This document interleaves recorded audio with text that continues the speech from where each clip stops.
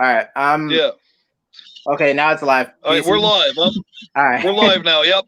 I'm Jeff with eBay Addicts, and this is my guest right here, Matlock. How are you doing today? I'm doing good. How are you doing today? Good, good, man, good. Believe it or not, guys, I actually follow this guy on Instagram, and he just lives right across the bridge from me. You live over there in St. Petersburg, right? Clearwater Yeah. area? Yep. I live in St. Yeah. Pete. You live in Tampa, right? Yeah, but I never ran into you, believe it or not. Not one time. But I mean, I run into you on Instagram, but I never ran into you in real life. So I go ahead and know. put me on. Put you on full screen. You go ahead and introduce yourself, and then we'll go from there. All right. Hey guys. I'm Matlock, known as Mr. Goods 2019. I'm originally from Massachusetts, but currently I'm living in St. Petersburg, Florida. I've been in the reseller game on and off for around 4 years. I did it starting when I was in doing my bachelor's degree, and that was pretty much how I paid my way through school. And then I kind of took some time off when I was working a sales job straight out of college, and then I worked another sales job when I got down here. Then I got back into reselling. I want to say October of 2019, or no, it was 20. Yeah, it was 2019.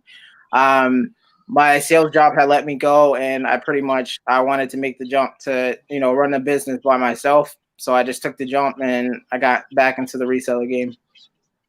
And I sell Okay. everything. Okay, cool. We got a question in the chat from Retro Vegas. He says, "What part of Massachusetts were you from?" Springfield, Massachusetts, the home place of basketball. Okay, cool. So you're in school right now, full time, right? You're Yeah. studying to get your master's degree. What exactly are you studying in college right now? I'm working on my master's degree in business administration with a focus in marketing. Um, I Uh-huh. just I wanted to know the ins and outs of the business, and I was really interested in the marketing aspect of it.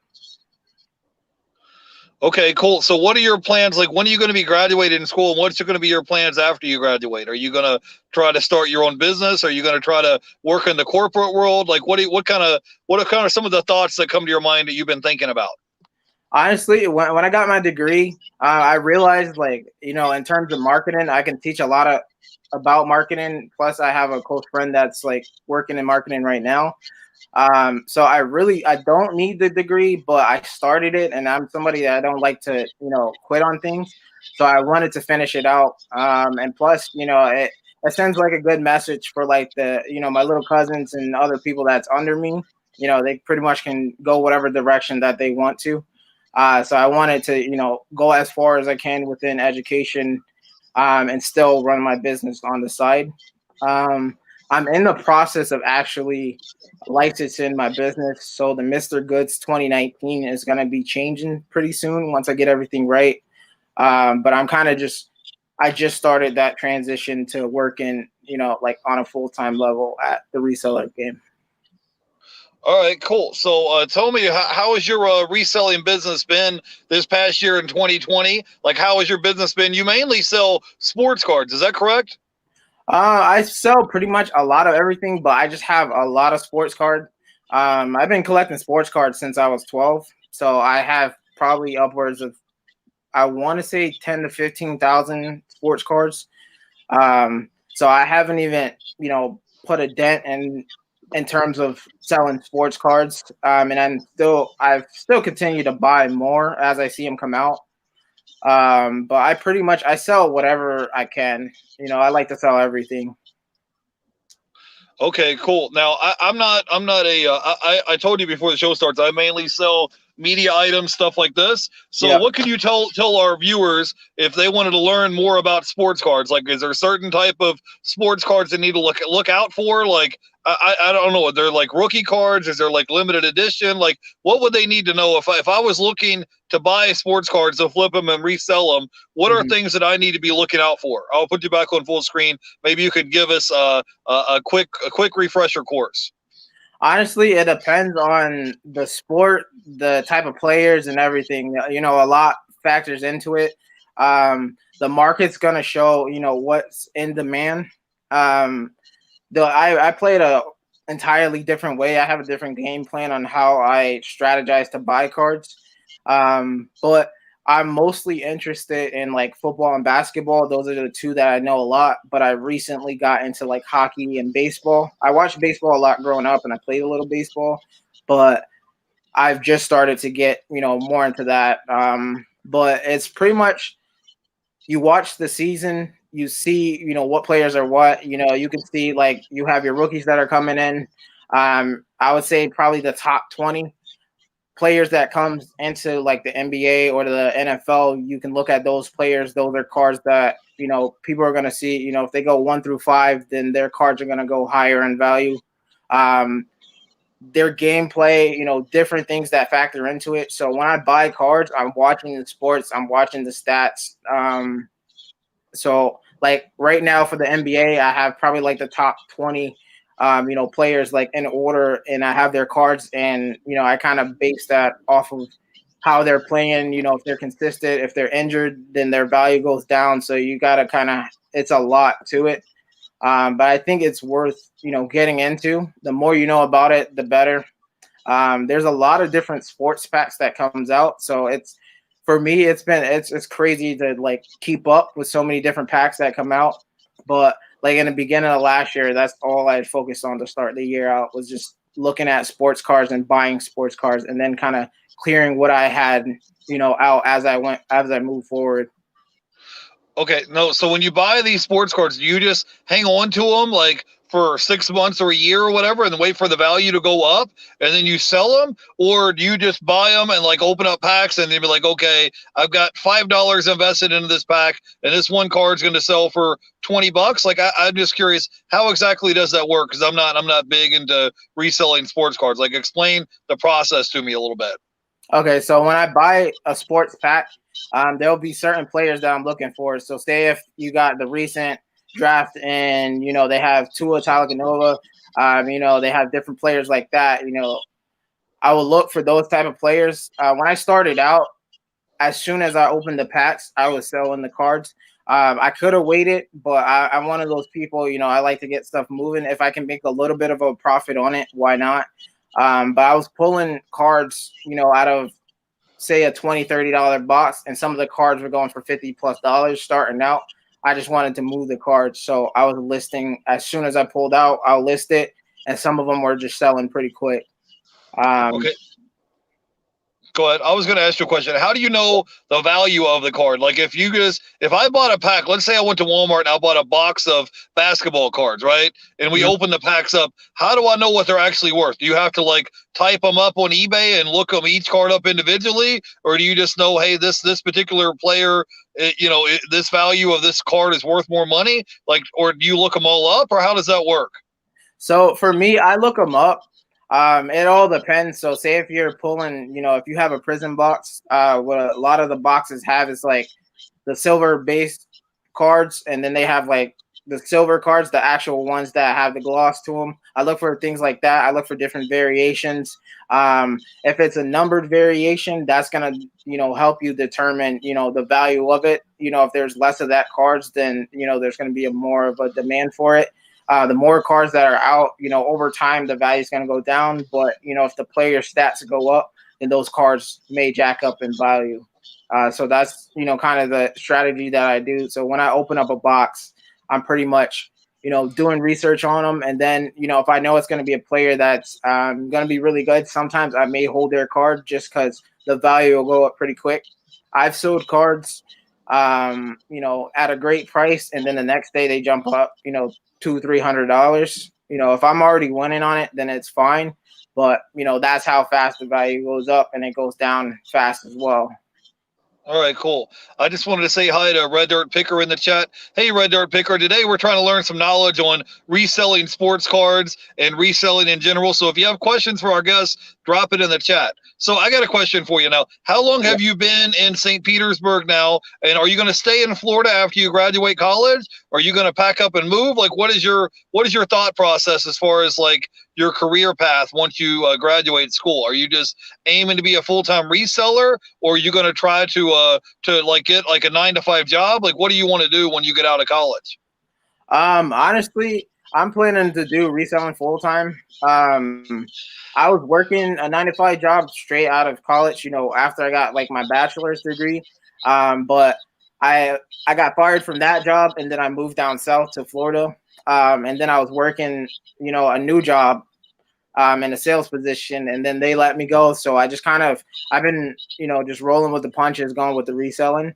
I think since my degree is online, I could pretty much, go how I please. So I'm gonna be moving back to Massachusetts, probably within the next few months, and then I'll still be, continuing to expand my reselling business. Okay, yeah, no, I was just asking because somebody that goes to this college for 4 or 5, 6 years to get a master's degree, there's a lot of positions that you could apply for in the corporate world with that particular degree. So I was just curious. So I didn't know what your thoughts were. So tell me now, how has your sales been for like the past 90 days on eBay? Have you made pretty good sales lately, or has it been kind of slow? It's been kind of slow, but it's starting to pick back up. I had a lot of issues with my eBay account for a while. So I spent probably the last, I want to say, 3, 4, 5 months fixing it. Like I had glitches within my listings. I had, the wrong prices were going out. Like it was, so I had a lot of internal issues that I had to fix. So I was losing some money for a while, and then I had to get back into it. And once I kind of build the momentum back, now I'm starting to see, some of those sales start to come in.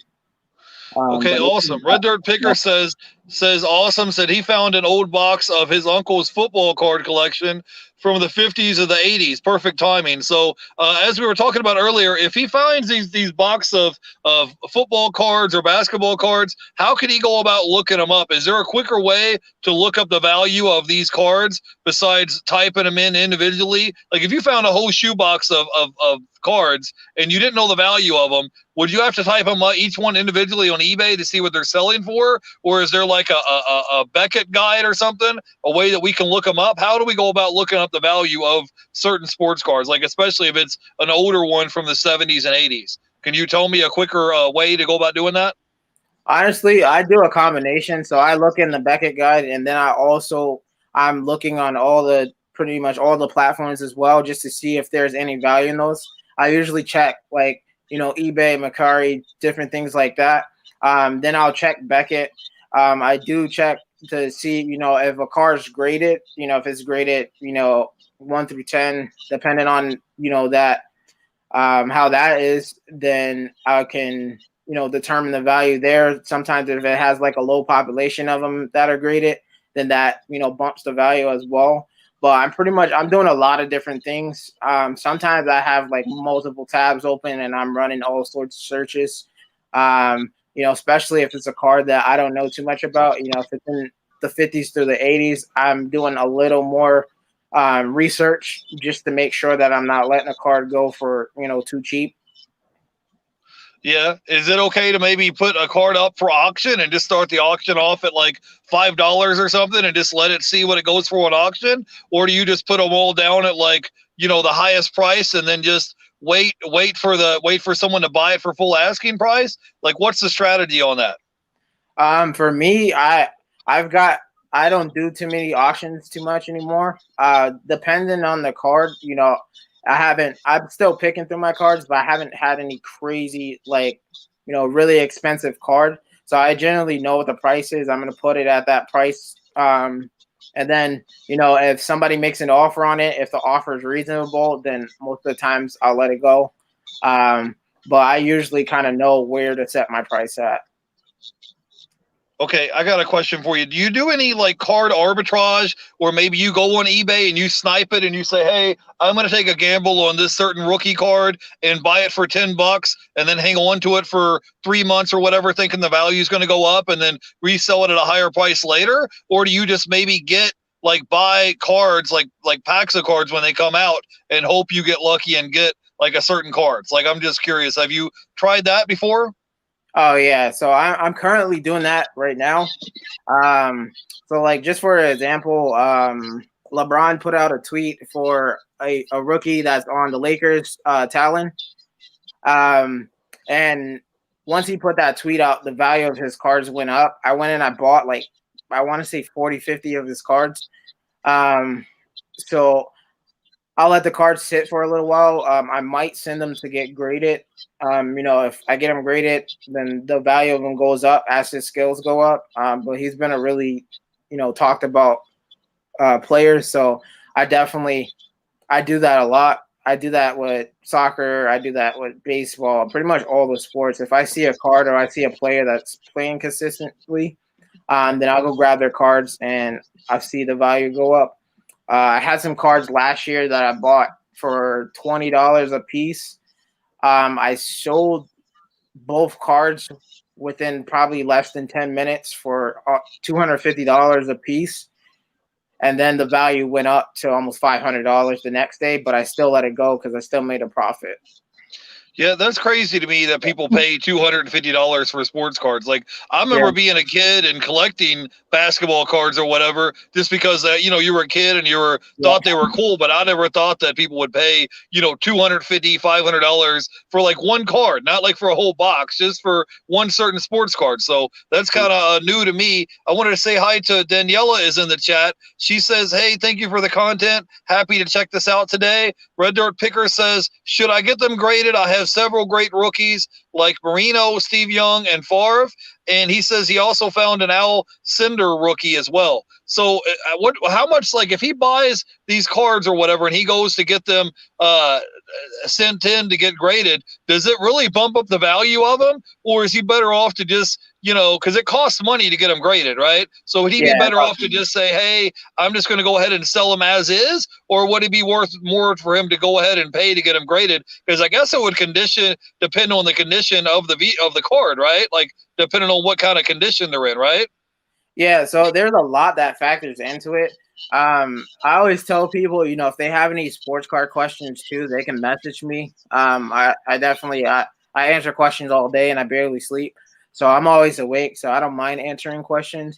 But the card value is gonna differ. I wouldn't immediately get them graded because you may have a common card that there may be so many of the cards out there.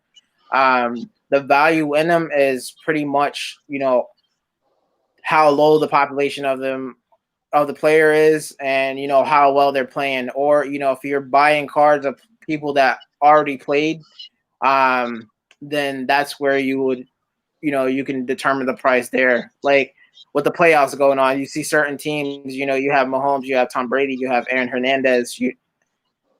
I said Aaron Hernandez, Aaron Rodgers. Sorry for that. Then you have players like those, if they're in the playoffs, then their value is going to go up as they advance. If Tom Brady wins a championship, his rookie cards are going to start going. You see people like Phillip Rivers, he just retired. He's projected to be in the Hall of Fame. So, you're going to see his value go up as well. You'll see his rookie cards, start to lead the board and, people will start grading those cards and different things like that. So it all depends, depending on the type of year, the time, the market's going to show you, what's selling.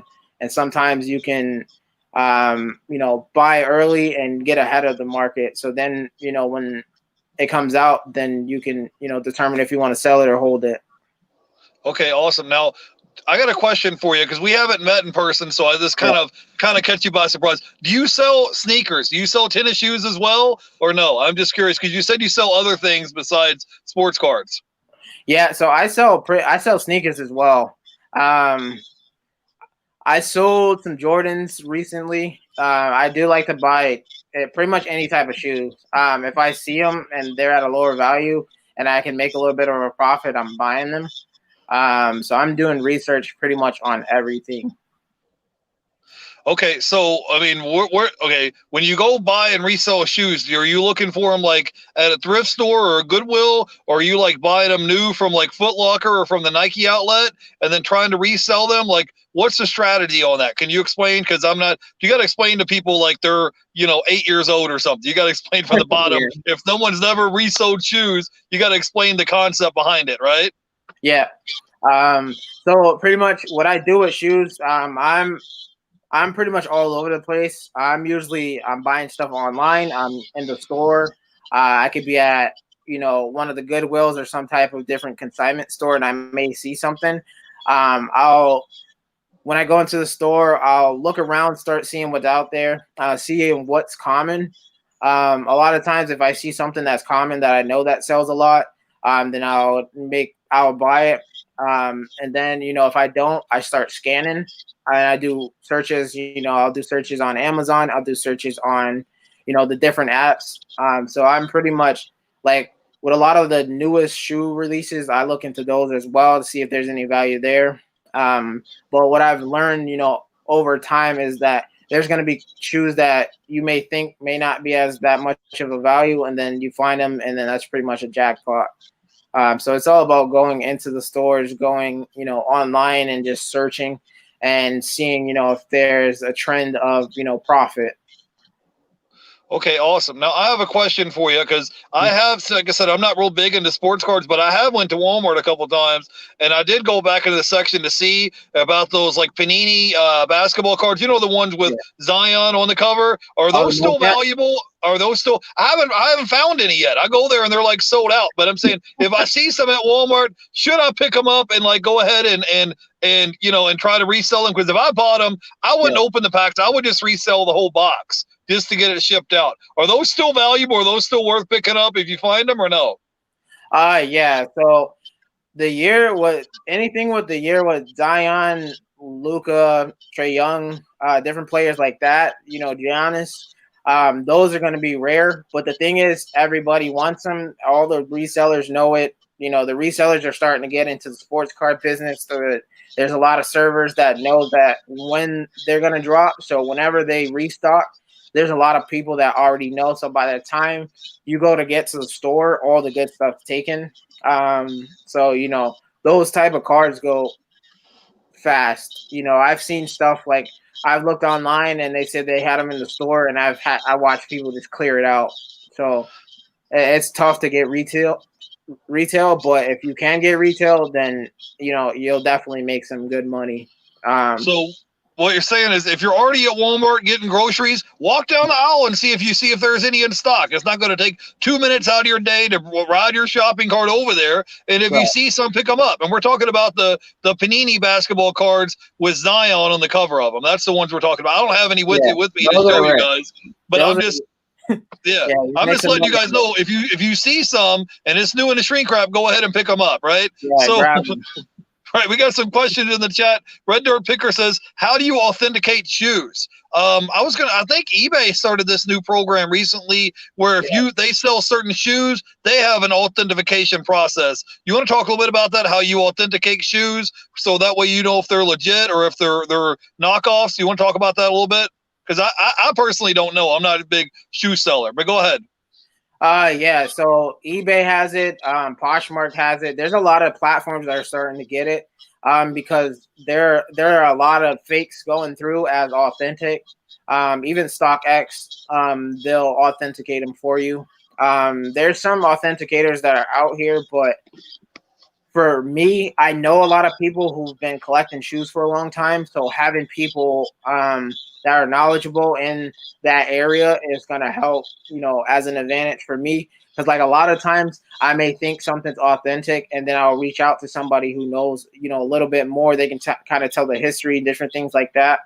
And they'll help me out, and they'll, help indicate whether something's real or not. You can look at certain shoes and the stitching will tell you, the way, different players on it, the way that it's printed, and there's so many different things that you have to factor into, determining if a shoe is real or not, or, if it's authentic. But a lot of the newer platforms are starting to do it. As I expand, I plan on bringing on a couple of people that are very knowledgeable in the shoe area, so they're going to be able to help me, better, authenticate shoes, and then look for shoes as well. Because as you're trying to expand, it's hard to learn everything that is going to make the shoe authentic. So knowing people who know shoes are authentic helps as well. Yeah, I was gonna say it'd be good to have people on your team, people who you're friends with, where you Mhm. could just take a picture, a photo, and say, "Hey, man, I just found this particular item. Is this legit?" And they'd be able to. You take 2 or 3 photos, and they'd be able to message you back, whether it be on Instagram or text, and say, "Yeah, this is legit," or "No, this doesn't look good." So that is true. You don't have to be an expert in all things. You could just reach out to other people that are sneakerheads and say, "Hey, I found this item. What do you think about it?" And ask them Yeah. their opinion, right? So we Yeah. had a question from Daniela. She says, "Do you look for bankruptcy sales or poor models? I'm sure I've had a big sellout when they closed down." Yeah. So whenever stores shut down, like when Toys R Us shut down, I hit the stores. I'm always I check the news and I'm looking, with the pandemic going on, you're going to see a lot of businesses start to shut down. They're going to go bankrupt and they're just going to start, selling out things. Like my old hometown, they had a bunch of stores that were shutting down. And I had people, checking the stores, for certain products and different things like that. That's where you can find a lot of value. Big sales, closeouts, different things like that. There's so many different ways to find new inventory for your business to help it grow. Okay, cool. We got a question from Red Dirt Picker. He says, "I appreciate the info. The back of the sports cards. What company should I use to grade my cards? Do you recommend the best process?" So if he has certain sports cards and he wants to go ahead and spend the money to get them graded, explain the process of how that works. How much money does it cost? What company do we need to use? Can you give us some info on how that works? Well, there's a lot of different companies. The best companies that I've seen is Beckett, and then I've seen PSA. A lot of people they grade cars through SGC as well, and then there's a couple other ones I haven't written down, but I'm in the process of I would be kind of separating my sports card business and my reselling business to totally different business models. Where I'm going to be putting together submissions for people and sending those in because it takes a lot to, get them set up and get them ready to go. Um, but the process that it goes, so say if you're going to fill something out online, you can look on like PSA website and it'll show that you have to fill out kind of a slip.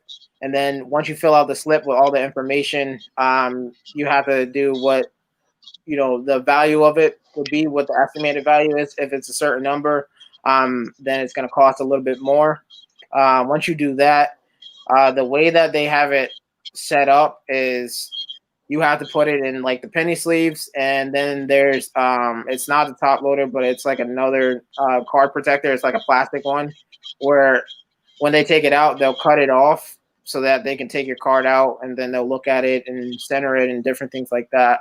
Um, but I'm in the process of putting something together where I'm going to be, submitting to, all the different card grading services soon. I have a big plan with that. It's just kind of just starting out. This year there's a lot of stuff that I'm doing, so it's gonna happen, but it's gonna take a little bit of time. Okay, cool. I got a question for you. What are some of your goals for 2021? What are some of the projects that you're working on this year for 2021? You talk a little bit about that? So for me, I'm trying to do a lot this year. I did set a big goal. I do want to make 100K this year. It's a big goal. But I set those type of goals just to see, how far I can go. Um, I did want to separate, my personal money from my business money so I can start getting more organized and expand with it. So I'm in the process of doing that. So I wanted to get an LLC for my reselling business. I'm going to do that with the sports card business. And I'm also planning on doing that with my photography and videography business. So I'm planning on starting about 3 different businesses this year at different points. Um, I wanted to, be more active online, doing more interviews, getting my name out there, talking to more people, putting more education, out to the people. I have a lot of knowledge. I'm only 25, but I have so much knowledge. So I want to put more out to the reselling community. I did want to start a reseller like planner type of thing I'm really good at planning. I like being organized, so I felt like putting one of those out at some point this year is going to help as well.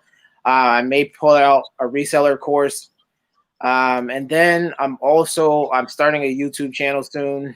I have a blog that's coming up soon, and then I'm starting a podcast probably within the next few months. I had to wait a little bit because the podcast and all the other stuff is supposed to be out, but I had to with the LLC, certain names that I wanted, I had to come up with different names. So now I have to just change like all the names for the podcast and everything. So I'll start kicking that out as the year goes on. But I just I want to expand the business. That's the biggest goal. See how far I can go with it. Yeah, for sure, man. Hopefully, maybe in a couple months from now, once you get your YouTube channel up and running, hit me up on Instagram. We'll link up again in the future, man. So, you have maybe 3 tips or pointers that you could give somebody to if they want to get started reselling, or maybe they're reselling part time and they want to grow their business? Honestly, when I tell people when they first start out, is sell everything. When I started out in college, I had game systems. I had a lot of different things that I didn't use, and I was able to start selling everything. I started out selling shoes, and then I started selling video games, and then I started selling baseballs. So I sold everything.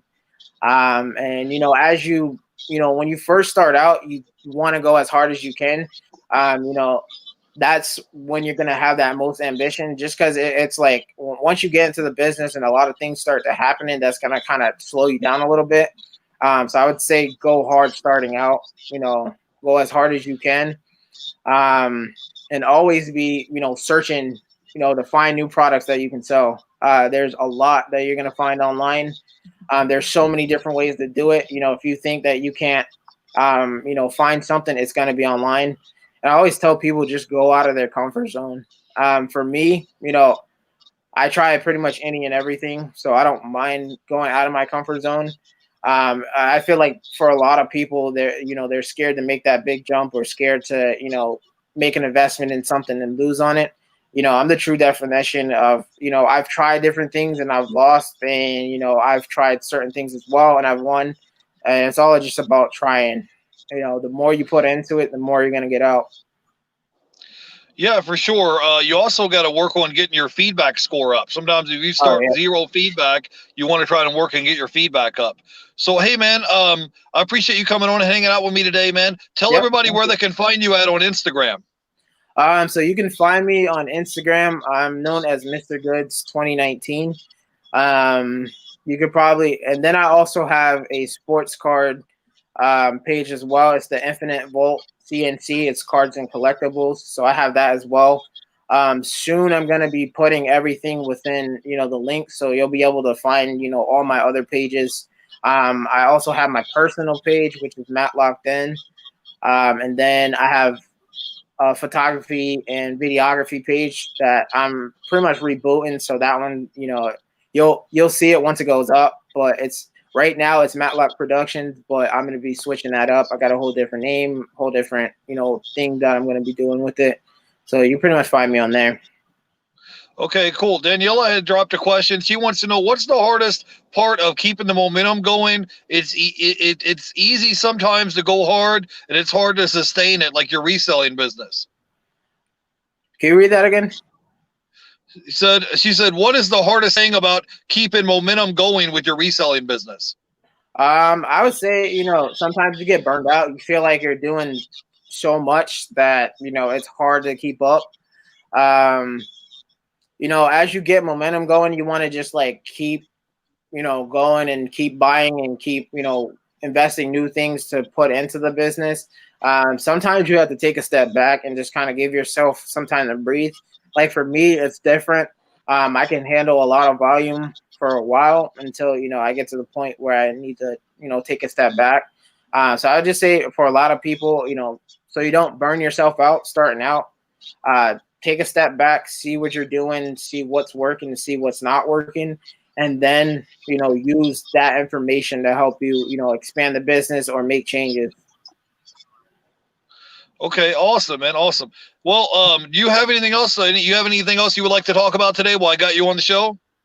No, I mean, if anybody has any questions, I'll be happy to answer any questions. Yep. Well, I got your Instagram link down below, so that if they have questions, they can reach out to you and ask questions. Give me your final thoughts, bro, on this reselling game. Give me your final thoughts, and we'll let you go. Honestly, I think it's fun. You know, I like the people that you meet in it. You know, a lot of people, they use my information and it helps, you know, motivate them. I'm always throwing out different motivation things for people. I always have a lot of people that, you know, they're comfortable messaging me because, you know, I answer most of the times throughout the day. So I don't mind answering questions. I like helping people. You know, if there's something that I can help you with, then I don't mind doing it. I think, you know, my biggest thing is having knowledge, you know, in the reseller game. I have so much different knowledge just because I started so young selling things. So, you know, I try to kick out as much of that knowledge as possible so people can learn from me and, you know, grow their business as well. And I'm always just motivating people. Sometimes people may not have, you know, they may have those days when they're just like, you know, I don't want to get up and make anything happen. And then they'll see a post or something, or I'll message them and be like, you know, hey, are you all right? Or, you know, let's get going. And then, you know, they're back into, you know, working hard again. So I just try to just keep that, you know, going into everybody. Okay, awesome. I just wanted to give a shout out to some people in the chat that are hanging out with us today. Daniela was here, Red Dirt Picker. We had the Brum reseller was here hanging out with us today. And I think that's all I see. Oh yeah, Retro Vegas was here. He said he was from Lawrence, Massachusetts. So hey, thank you guys in the chat for hanging out with us today. And I want to thank our guest Matlock for hanging out with me, man. So I appreciate you coming on and hanging out with me today, man. And hope you enjoy the rest of your weekend. All right. Thanks for having me. All right, I appreciate you, bro. Have a great weekend. Later. Bye bye.